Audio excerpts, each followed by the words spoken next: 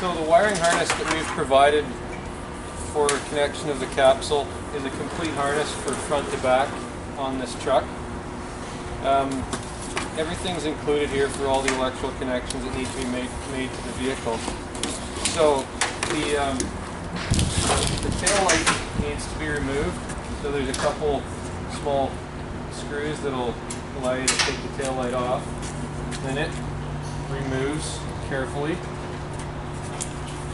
Be careful not to damage anything. It does come off with a couple of clips here. And then the wiring harness will be run in the back of this rear pillar through an existing opening, and it can be brought down through the pillar like so.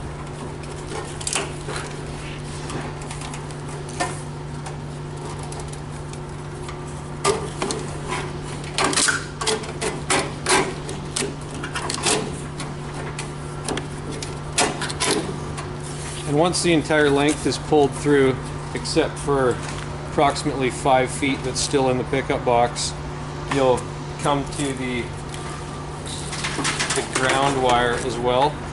So this wire will be actually grounded to the frame of the box. Put a ring terminal on here and put a screw or small bolt right into the frame of the box. Once this ground wire shows up in the pillar here.